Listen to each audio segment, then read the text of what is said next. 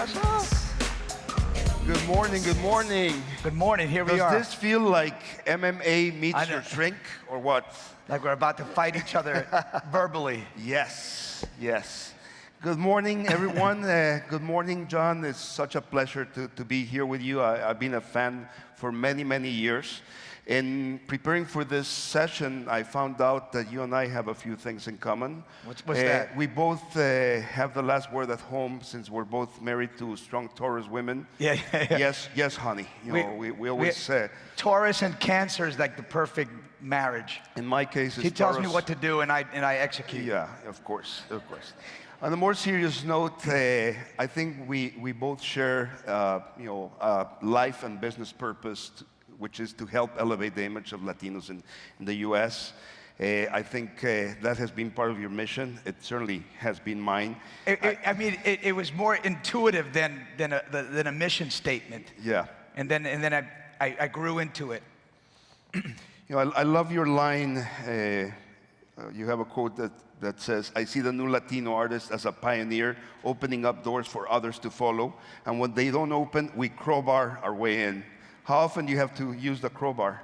Well, that's when I was young. I was young, Latin, and ghetto, and I felt like the world was against me. And so I was very aggressive from the get-go, which is great, because growing up ghetto and having a lot of fights and being rejected all the time really prepared me for Hollywood. So when I got to Hollywood, it was like, it's more of the same. More of the same sort of, unspoken quotas, stingy tokenism, glass ceilings. But lucky for me, at my era, back 25 years ago, the Instagram of those days was off-Broadway, and that there were no gatekeepers. You just had to create product, and you could put it, in your living room, and people would come into these performance art spaces in New York, and they would see you. And eventually, I found my audience, and all of a sudden, boom, Al Pacino's in my house, Sam Shepard, Arthur Miller, watching Latin content and watching Latin stories, and then Latin people finally found me on HBO when it was put on HBO, because they didn't know where to find me.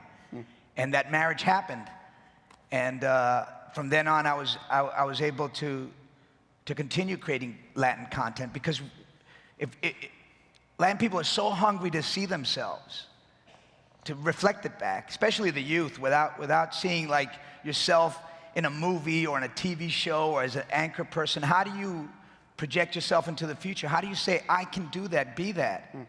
So that's kind of the way I got here. Sounds like it's been a fascinating journey, and of course, you can say at this stage in your life and your career that you're an icon, not only for the Latino Well, you can world. say that. I'm not going to go around saying that. Well, but I guess the audience will agree. But every icon has mentors and role models. Yeah. Who were yours? Tell us a little bit about who you looked up, growing up. Coming from my background, you need somebody to tell you that you're worthwhile. You have to. It doesn't work. You can't make it without that. And I had a lot of mentors, and I always try to give back because of that. And my math teacher, Mr. Zufa, who said to me, Mr. Leguizamo, if they can make penicillin out of moldy bread, they can make something out of you. And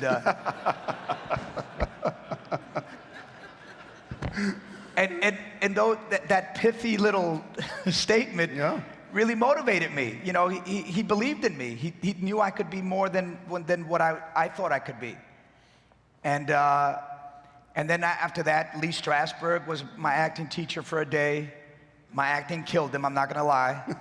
He died that night. Oh, really? Yeah, for real. Oh my God. You killed him, or? Not me, unintentionally. My bad acting did, but no, this is true. He died that night, for real. I'm not making it up. So I worked on my acting, so I don't hurt people. You're obviously a fast learner. Yeah, I had to be. I didn't want anybody else to get hurt. Who else? Herbert Berghoff, another great acting teacher. He passed away a little later, but and then of course Richard Pryor to me was the person that I related to, because it related to my urban experience and being a person of color and being an outsider, and he just spoke to me. I feel like he was talking directly to me, and he helped me through my hard teen years. Wow. And, you know, and then I've been in therapy my whole life, and we have a codependent relationship, but he says it's okay. A few years ago, you penned a powerful New York Times op-ed piece called Too Bad You're Latin, that Right. starts with a line, a well-intentioned producer once said to me, John, you're so talented, but too bad you're Latin. Otherwise, you'd be so much further along. More recently, you published another piece in Billboard magazine called From Music to Movies to TV, Latinos are widely underrepresented, and I'm done with it. You know, I think we have the slide up. Yeah. Tell me about what drove you to write those pieces, and if anything has really changed for Latinos since you started in the entertainment business. Well, you know, this whole movement of hashtag Oscars so white, you know, comes from hashtag Hollywood's even fucking whiter. Because that's where it starts. It's not the Oscars, that's the symptom of the disease. Because we Latin people, we've been here forever. We're the second oldest ethnic group in America. So it's not like we just got here, we've been here. So if you're asking the ugly question in your head, so why aren't Latin people further? You're not going to tell me that it's not because we're not talented or intelligent enough or assertive enough or aggressive enough or anything enough.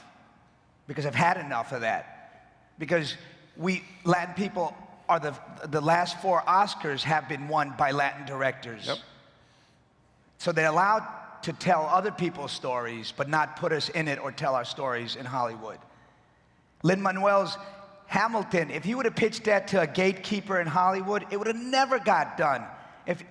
Let's say you're an executive and I go to you, I want to do the Founding Fathers, and they're going to be like, well, they weren't, George Washington wasn't black, Hamilton wasn't Puerto Rican, and you're going to rap? They spoke Elizabethan almost. And it would have never got done, but in theater, there are no gatekeepers. You just got to find the funds. And that's why I'm able to do theater too and tell my stories as intact as they are. And my show that I just did was the first to recoup it of the season on Broadway. And it's who's coming to the theater? Latin people paying $250 a ticket because they're so hungry. They can't afford that ticket, but they want to see themselves so desperately reflected back. So that's what was the impetus. Is like, I go to DC and I go to Latin caucuses and I meet hundreds of millennials who are articulate, college educated, who want to be in government jobs, but we are less than 1% in government offices. It's not for lack of trying, it's not for lack of ability. It's there are gatekeepers at all the venues that we want to get to. Yeah. It's the same with Despacito, no? You know, if you think about it. True that. You know, in fact, some feel that African Americans have done a better job than us Latinos around openly mobilizing to improve their position in society and in the entertainment world. You mentioned Oscars so white. You know, the same can be said about Black Panther. What can we do as Latinos, you know, to have the same sort of success in Hollywood, or as you say, Hollywooden't? What could be our Black Panther equivalent? Well, you know, look how long it took to get Black Panther up there.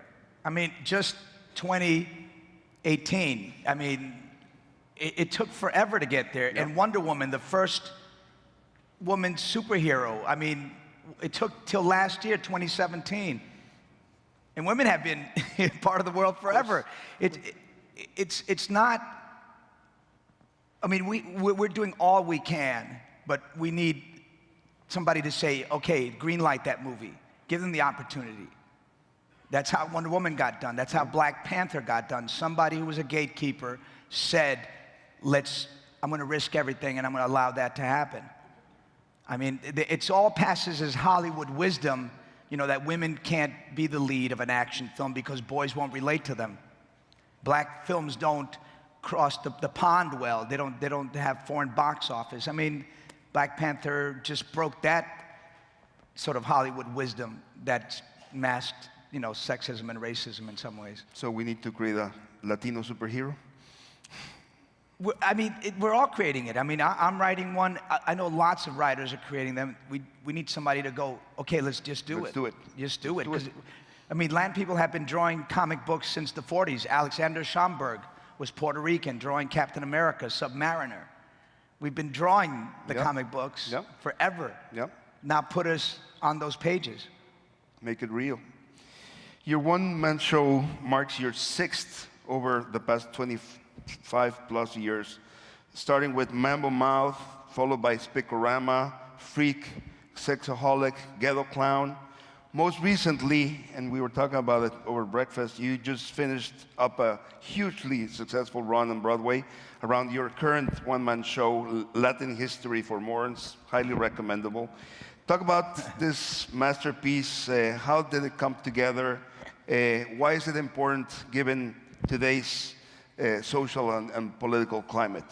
Well, the genesis is really interesting because the story of the play is about a father whose son is being bullied at school with racially, and the dad, being a ghetto nerd, wants to give his son facts and words to defend himself, and he weaponizes Latin history for his son. And it's actually a true story that happened to me and my son. Wow. But in giving my son the weapons to defend himself, I was the one that was being strengthened and stopped feeling like a second-class citizen when I found out that we Latin people are the second oldest ethnic group after Native Americans, that we have fought in every single war this country's ever had and are the most decorated minority in every single war. And I'm talking about the American Revolution, where 10,000 Latinos, unknown Latino patriots, fought out of a total of 80,000 patriots. Why is that not in history textbooks? 20,000 of us fought in the Civil War. And there was a woman who fought as a man, the first transgender crossdresser, Loretta Velasquez, who was Cuban. So I found all this incredible information about our contributions to this country, and then you realize that there's been a power grab about our contributions. And I just felt like the audience, when they came to see the show, they just left the place going, you know, I'm proud to be Latin. And in this vulnerable time where we are being so demonized by our current administration, you know, it's difficult times because we Latin people are now the most bullied ethnic group in the workplace, most hate crimes perpetrated on Latin people, highest high school dropout rate at 22%. We are now the largest ethnic group in jails because of immigration detention. So at this time, I needed to find something to make me and my people feel that we deserve respect. And if white kids are learning this information, then they wouldn't feel empowered to put down my son. So interesting. On a happier note, you and your longtime business partner and my good friend David Chittel. David, stand up. Come on, David. Where's he? Where are you? Yeah. Over there. You guys form NGL Collective, or New Generation Latino Collective, and your mission is to help brands connect with the Latino audience through branded entertainment and digital video, given, you know, that we're surrounded by all our friends from the 4A's. Let me run a little clip with the work that you guys have been doing. Can we see the video, please? Dream big, everyday life's a memory. I wish you could see what I see. I could be whoever I wanna be.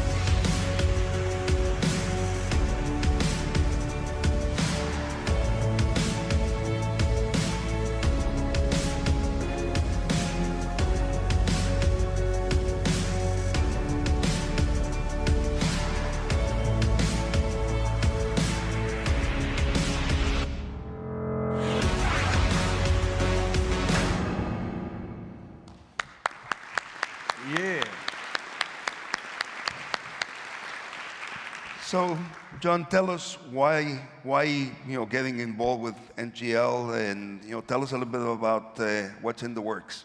Well, to answer a question of yours, how do Latin people try to either bypass or avoid Hollywooden?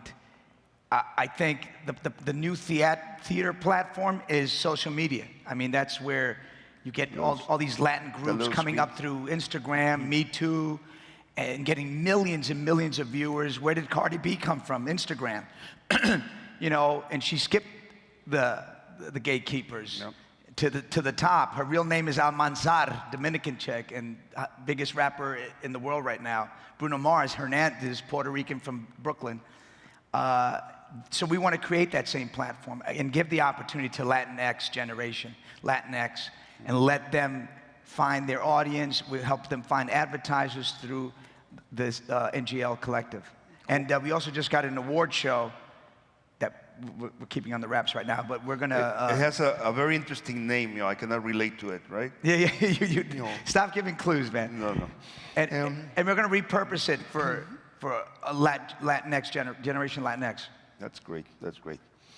John and I had the fortune of working together on a campaign for Optimum, and we had a lot of fun, and I think we generated, good results. Yeah, you wrote me some great text, man. We had fun. We had fun. Of course, John enhanced it and took it to a different level. But talk about the role of celebrity in today's environment. How celebrities can appeal to marketers, to services. And also, you mentioned Instagram, you mentioned a few names. In this environment, anyone can be a celebrity if they put themselves out and do the right thing. I think I was telling you that we just did a big campaign for Soul Beer, and all the casting was done through Instagram. Talk about what's the role of celebrities in today's environment. Well, I guess celebrity doesn't mean the same thing that it used to. It doesn't have the same currency anymore. It definitely, you can't guarantee a face and go, this is going to bring this amount of box office. You can't do that anymore in this saturated market. But it still has some value. You create sort of a personal, emotional investment with a celebrity that you like their work and their story and their life, and it all becomes one in our modern world. So you still have the ability to garner funds, help others. I really feel like I have to give back because so many people gave back, and I know I wouldn't be here if it wasn't for my audiences and all the people who did let me through, who wanted me to succeed. And I want to be that person for others, and that's what I think celebrities need to do is try to give back a lot more. And I'm definitely much more political than most celebrities, and I get a lot of heat. During the election, I was, the Russian bots were attacking me on a daily basis. The day of the election, the bots disappeared. I lost 100,000 followers, and the bots stopped. Wow. And the bots have started again. And, and being a celebrity, I become a lightning rod. I've been hacked a lot of times on Instagram and on Twitter. And I have to learn how to protect myself a lot better from being assaulted. I'm not sure why, because I, as a celebrity, as an entertainer, you're a blank canvas. But I consider myself an artist, so I need to stand behind my word. And then you risk a lot. You risk, losing half your following. But I think as a celebrity, you have to use your platform to the best you can. That's great. That's great. Let's close on a more personal note. Any regrets? Dude, my biggest regret this year is that I never voted in a midterm election. I never paid attention to midterm election. I didn't even care. And now all of a sudden it's like this midterm election is the most important election in my lifetime, and that's my mission statement for the whole entire year, is to make everybody aware of these midterm elections. Yeah, it's important to have a voice. So, what do you want to do when you grow up? Well, I'm mid-century. Half my life, at the half point of century, everything starts to half work. So half-assed. everything, yeah. So I just want to keep sort of creating content and helping others create their content and get their content out there, you know, and politicize people. I love the fact that we have these new Latin heroes like Emma Gonzalez and Xavier Becerra, the Attorney General of California, who's standing up to incredible injustices, and Jim Acosta, great Latin journalists out there, you know, and I'm just, those are the people who are inspiring me and motivating me. And I want to help them and with whatever their platforms are. So you're optimistic in spite of everything. Oh yeah, I mean, I'm excited about everything. The Me Too movement, the Time's Up, hashtag Oscars So White. I mean, it's the first time that these things have always been around, but now we're doing something about it. That's the big difference. This was all going around forever. We've all been dealing with this nonsense.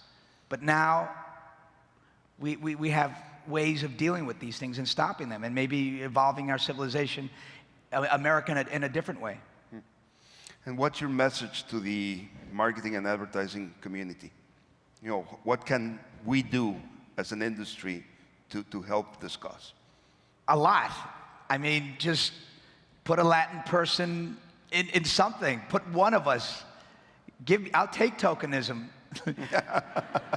I'll take quotas, but include us. Put a face. Put a voice. Put somebody there that represents Latin people and gives back to the huge. We're 20% of the population. We spend 20% of the GDP of this country. We have $2 trillion of buying power in this country. That's the U.S. budget for this year, 1.5 trillion. So we have buying power. There is money there for you. There is green to be had. Put us there, and you'll see it. Yeah. You know, the only color that counts at the end of the day, it's green. True that. True that. So I guess we have time for a few questions, right? Yes, sir. Okay. So before we go to Q&A, my job as MC today is to draw threads, and we've already got a thread. You weren't here yesterday, but we had some of the Parkland kids, the young adults from Parkland. And if you notice, we have a message that is consistent from yesterday, from that incredibly moving session and what John is saying today. And it's very simple. Vote. Get out and vote. And get the young people to vote. So thank you for that. Thank you for amplifying. It's the most important thing. So my handy-dandy 4A's Accelerate app is telling me that my plan is working perfectly because I'm the only one that submitted questions for this. All right. So I'm just going to ask my own question. Why'd you sit out? Great, let's get a seat. Come here. My first question is for both of you. And Luis, I really want you to address this as well. And that is, what is the role in the future for multicultural agencies? And specifically, in our industry, literally over 40, 50 years, we have had African American and Asian American and Hispanic agencies, and it seems that the trend is moving away from those specialist agencies to more of a consultancy role. So I'd like you to project, and if you would as well, within our industry, what that role is. No, you want to start? This is your métier. The reality is that what is general market in today's environment? Multicultural is the new general market, and if anything, agencies like ours are almost like an overlay. I always talk about uphill as opposed to downhill, or upstream and downstream. We recently launched Soul Beer, and we compete against general market agencies, or quote-unquote general market agencies. And our angle was, this is from the inside out as opposed to the outside in. And I think we're addressing a new country, a new audience. And it sounds a little bit biased, but I think we're better equipped to be a new general market agency. We have 32 nationalities. So we don't have to read about it. We don't have to fill a quota or check a box. It's part of our nature. And I think smart and sophisticated advertisers are getting it. I mean, I don't think the world is changing. I think the world is catching up Yeah. because we've been here, but we just weren't being included. Yeah. We were still buying and still spending and still laughing and crying and enjoying entertainment and media, but we just weren't included in the story. And we need to have a seat at the table. Tom Burrell from Burrell Communications a few years ago called me and said, are you pitching this account that's looking for, all the segments across the board? I said, well, we'll pitch the Hispanic portion. He said, we'll pitch the African American, but I have to tell you, I found the perfect insight that cuts across all segments. We all breathe. Yeah, true. I once had a client, I said, who's your target audience? He said, anyone who eats. To draw another thread from yesterday, and specifically from the diversity and inclusion sessions that we heard, if the general market agencies do not represent the audiences that they are marketing to, then they don't have a role. Yeah. They don't. I have a question for you, and I will admit that this is influenced specifically by a New Yorker piece that I read recently about narco-tourism in Colombia. Is Narcos, the show, the Netflix show, Yeah. is it good for the cause, or is it a barrier?